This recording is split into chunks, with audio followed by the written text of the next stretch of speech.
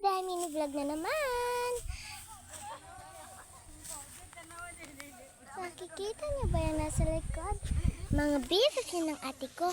At yung ate ko at ibon yung kasama ay nandun sa kamutihan. Hindi nakaklaro dito sa screen. Pag hindi na nakaklaro guys, nakaklaro ko.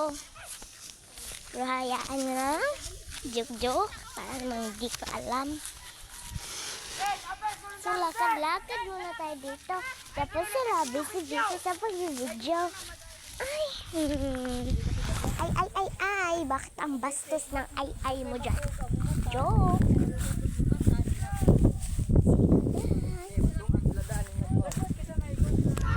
Lakad na naman tayo, day. At pag nahulog tayo dito, lagot tayo sa buhay natin. Ayos, day.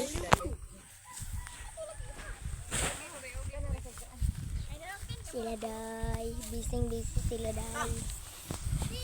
Parang kalokohan na to. Tama na. Joke. Grabe.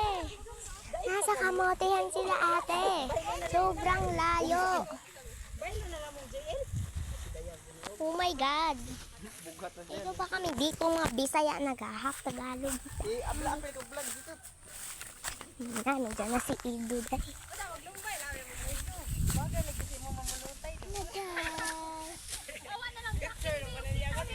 Itong palayan ng namin guys. Pero dito lahat.